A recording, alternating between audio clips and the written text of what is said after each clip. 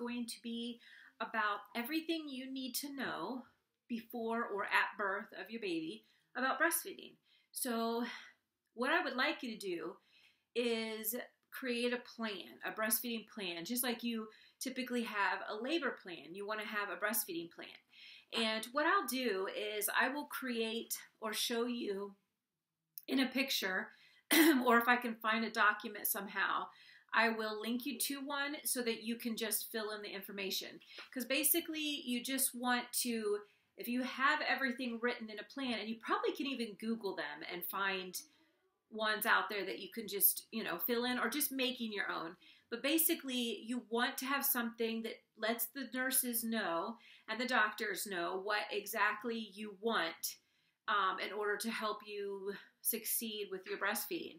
So definitely you want to get a breastfeeding plan together, especially if you're a mom who already has a birthing plan, because you can basically put them together.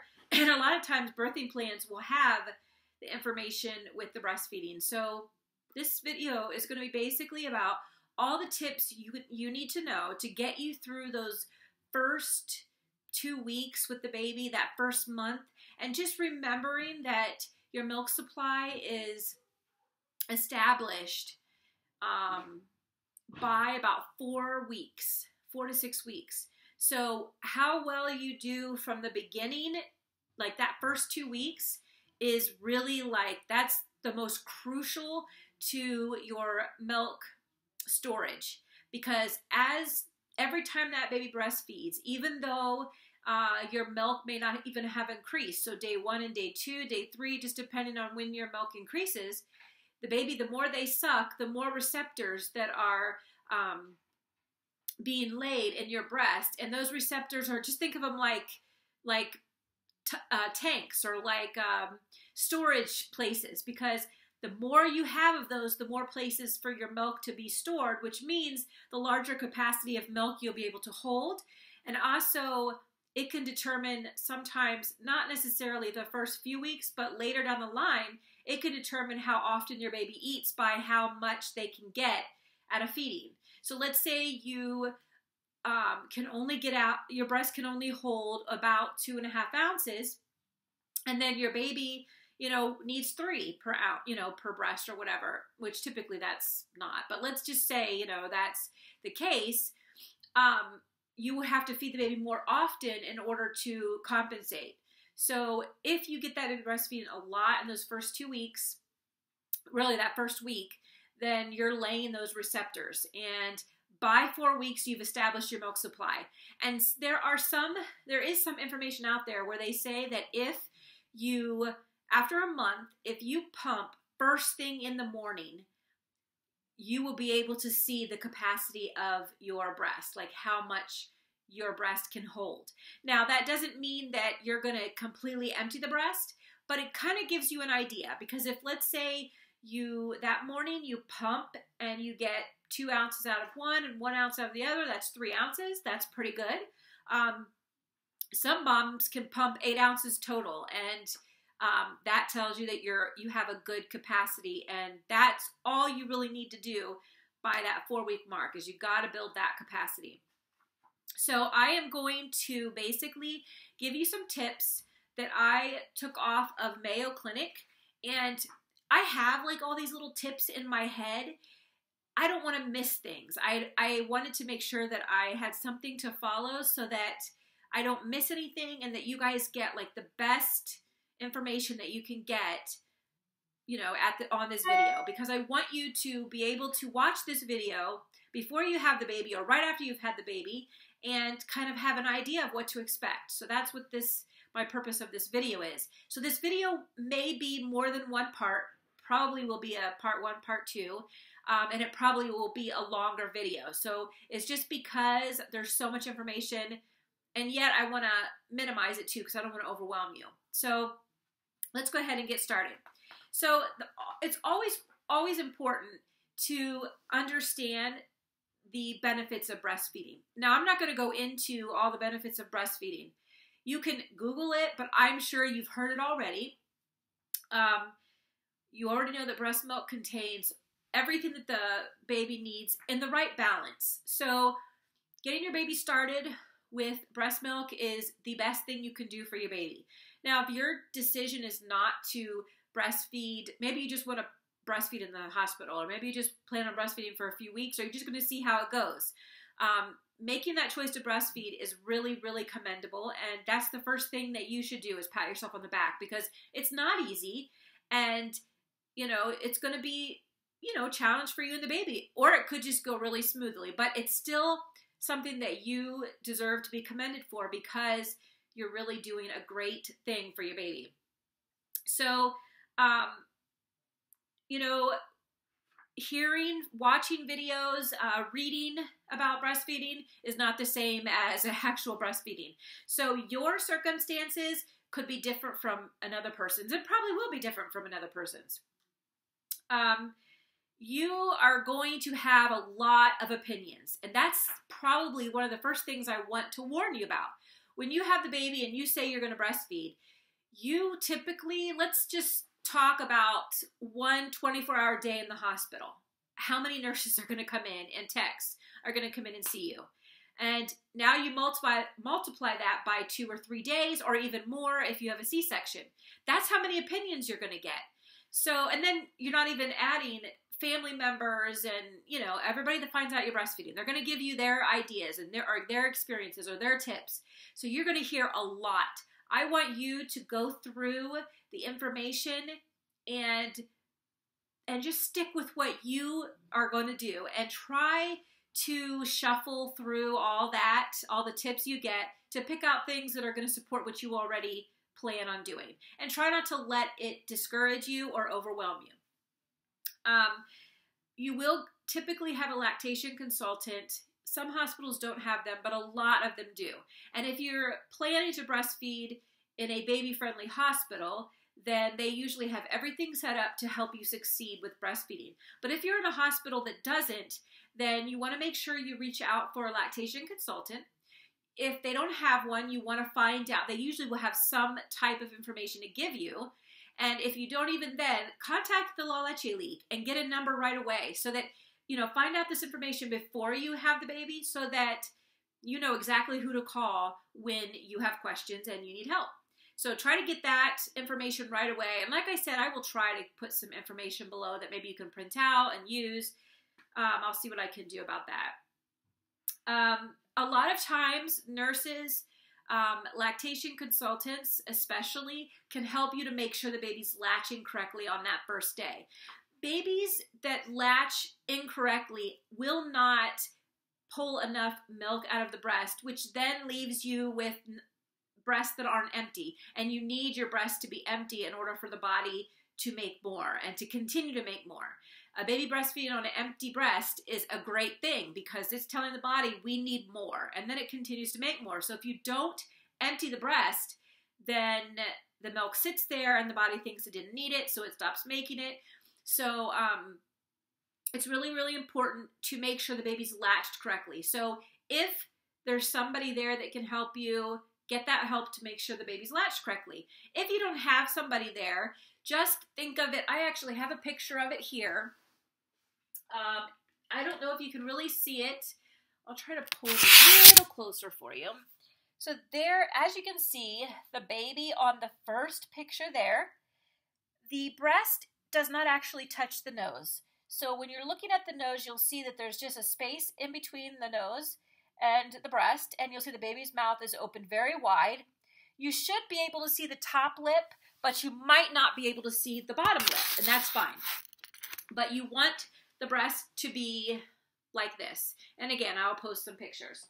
So latching is very important. So get someone to help you with latching. Another thing that's important is prepare a place for you to breastfeed at home. Have pillows there, a stool to put your feet up. You need pillows sometimes around you to support you. You'll find muscles in your back will be sore from sitting and breastfeeding. So you need to make sure you have a comfortable place and to support you and makes you and the baby comfortable when you're breastfeeding. Try to bring the baby to you and not you to the baby, and that will help with some of that discomfort. The other information you need to know is positions. So typically the cross cradle and the football hold and the laid back position are the best for newborns. So definitely prepare yourself for at least finding one of those that you're comfortable with and your baby's comfortable with, and you could just stick with that. The laid back, definitely get that skin to skin, and if they'll let you, get that skin to skin right away and let the baby crawl to the breast on its own and feed for the first time. So if you let them know this is what you want at least an hour with the baby. You do not want the baby taken and washed or anything yet. You want the baby skin to skin, and you want the baby to be able to crawl and get to the breast all by themselves. At first, they will kind of look like they're sleeping, but they're just kind of relaxing, and then they'll wake up and they slowly start to crawl. And then they'll go to the breast. And so they're awake for a little while, and then they go to sleep, and they sleep for a long time. I believe I have a video up that talks about, what to expect those first few days. So definitely check that video out. Let's see. Remember that when you need to take the baby off the breast, that you always break the suction. Never just pull the baby off. That will cause sore nipples. So the baby, when they're on the breast, it's a strong suck. So get your pinky finger, and this is where we stop wearing nails as moms. Get the finger into the corner of their mouth and press down, and once you break the suction, you can pull the nipple out. I've seen so many moms just pull the baby off, and that's where you're going to get bruised and sore nipples. It's typical for a newborn to feed between every 1 to 3 hours. So if they're up every hour or every hour and a half to feed, then remember that's normal. It's not because you don't have enough milk, that's just their normal. Each feeding, they get just what they need, so they're ready for more. So typically between 1 and 3 hours. If it goes beyond 3 hours that they're not feeding, you got to find out why. Are they getting at least 8 feeds a day? Are they feeding more than 8 times a day? Or are they feeding less than 8 times a day, sleeping longer? If they're like feeding every hour and a half for a certain part of the day and then they sleep long, that's okay. We just want to see at least the baby feeding between 8 and 10 times, if not more. I like to see newborns 10 to 12 times until that baby gets about 2 weeks old. It will start slowing down. The older they get, you'll probably get down to 8 feeds, and then before you know it, you'll be at 6 feeds. You want to let the baby nurse for as long as they want on one breast before you change them. When they're done and they let go, you burp them, and you can re-offer that same breast. If they're finished and it feels empty, then you can go to the other breast. You want to let them finish completely. So if they're just sucking and then falling asleep, that's not really feeding. But if you see them actively feeding, which means you're watching the jaw move, you hear the baby swallowing, you know the baby's eating. That's what you want to see. And when the baby's done, you can pull them off, burp them, and offer the other breast. So just making sure that baby gets a good feed on at least one breast, and then you move them. You do not time it. You do not need to change baby every 15 minutes. You will hear that, but that is no longer, they found that actually makes the baby get less food because they're only getting the formilk and you're limiting them. So definitely just let them feed as long as they need to on that one breast, and then offer the second. What you might feel as a good feed, 15 to 30 minutes, we don't time our babies. We want to count how often they feed. But yes, between 15 and 30 minutes is a good, idea of a good feed, but that doesn't mean every baby's different. So we would rather see you looking at your baby as far as like how many times are they feeding, how many diapers are they going through. Those are the things you're looking at rather than timing things. You just want to count. The baby will make their own schedule, but you just need to make sure they are eating enough. If they're not, then you have to wake them up and feed them. Also, whenever your milk increases, in the beginning you may never see the colostrum, okay? But by day 3, 4, or 5, your milk will increase. Your breast will be very, very sore. And that's because your body's just making a ton of milk, and when the baby empties what the baby needs, it will stop making all that milk. So you will have to be uncomfortable for a little while until your body gets adjusted to whether you have one baby or two babies, how often they feed, how much they need. That's what's got to happen in order for the body to make the right amount of milk. And when that happens, your breasts will no longer be full and hard. They will feel normal and soft. That does not mean you don't have milk. It just means that the body now knows how much to make, and it knows when to make it. So if you begin to miss feedings, then you'll start to get that sore breast again, full and gorged feeling. But if you feed, consistently whenever the baby's, feeding, and you don't miss feeds, then you shouldn't have any more discomfort after the milk increases and then stabilizes to where the baby needs it. So just being aware of that, what the breast should feel like after your body adjusts to what the baby needs. Now, there is no such thing as spoiling a newborn. I mean, when you put the baby to skin, it does a lot hormonal for you and for your baby. So definitely get that baby to skin a lot and let them suck.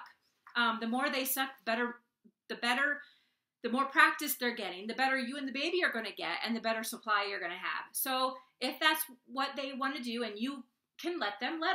Try to find a way to hold the baby with the wraps so that the baby can breastfeed and you have your hands free, or the baby can be skin to skin. It makes the baby less irritable and crying if they're close to you.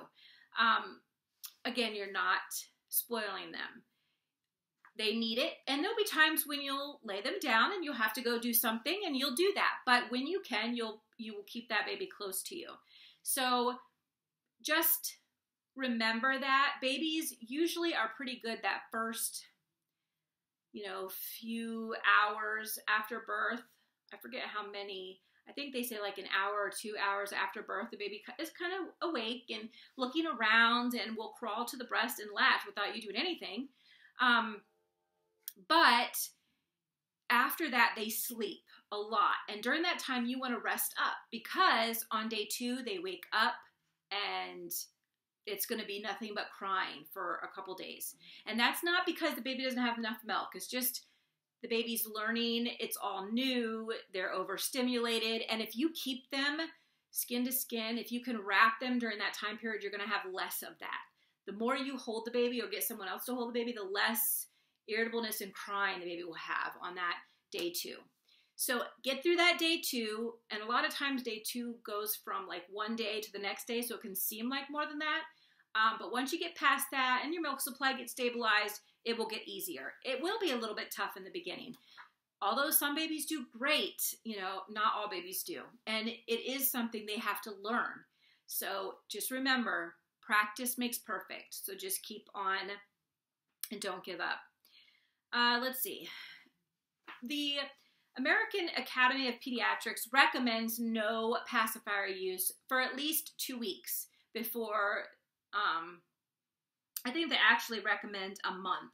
And I knew, as far as like for me, there was no way I was going to go a month without a pacifier. But my suggestion would be this. Take the pacifier out of their mouth after they're asleep, after they've pacified themselves. Try to use the pacifier when you can't let them suck. But if you can, please don't use the pacifier for the first 2 weeks. If you can go longer, even better, just because the more the baby sucks on you, the better, and that's what we want. If we're giving that pacifier, maybe that was actually a feed the baby needs, and your body isn't going to know it. So letting yourself be the pacifier for the first 2 weeks, that will make your life a lot easier. So just, remember, you can use the pacifier, but try not to use it to be able to have more time to get things done. And if they're upset, you can use it for them to suck on it for a few minutes, because suckling,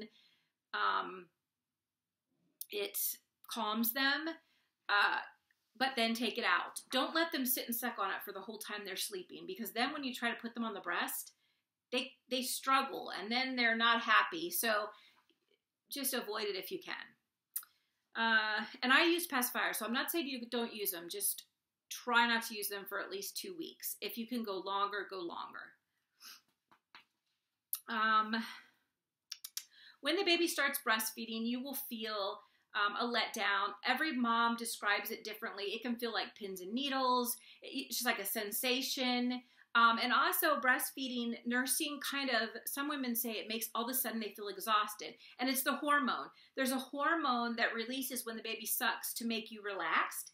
And when you're relaxed is when the milk releases. The body it produces that milk, but in order to release it, you have to be relaxed. So when the baby starts nursing, you feel that overwhelming, tiredness, or I don't know, you'll know what it is when you start feeling it. And that's just to help release that milk. Try not to cover the breasts, when they're wet, let them air dry, let the nipples air dry. Milk drying on the nipple is perfectly fine. It's good for the nipple. I would always wear a button down, nightgown, and I never got out of it for the first 2 weeks. Just because you're kind of constantly putting the baby there. So try to have something for easy access, but please let that air dry before you put anything back on. Just because then you'll get that sore nipples, and you want to do everything you can to avoid that. You don't have to eat anything special or avoid anything except for alcohol, of course. But even then, there's just a certain amount that you should be careful of, and so forth. You want to eat a healthy diet and drink plenty of fluids, but there's nothing that you absolutely, it's not going to harm your milk supply. Let's just put it that way. Smoking, definitely look up that information. I do have a video about it. There are certain things you need to do if you are smoking. There's some tips that you can follow, and people who do smoke tend to not have as much milk, and babies wean quicker. So if you are a smoker and you can't quit, just look up for some of those tips that protect the baby, but we still recommend, especially if the mom smokes, to breastfeed, because it will protect that baby even more. Be careful with medication. Over-the-counter sinus stuff, that can dry up milk. So be careful of any type of cold medicine without talking to your doctor first. And always make sure that when you talk to your doctor, you let them know what your plans are as far as breastfeeding goes, and how long you want. And there is a lot of little extra things in between there, and there might be some questions that you have. Definitely you can leave comments below. Basically, when the baby gets home, you're looking for 1 diaper a day is telling you whether the baby's getting enough. So it's not 1 diaper a day, but it's 1 diaper for the first day, 2 diapers for the second day, 3 diapers for the third, fourth, 5.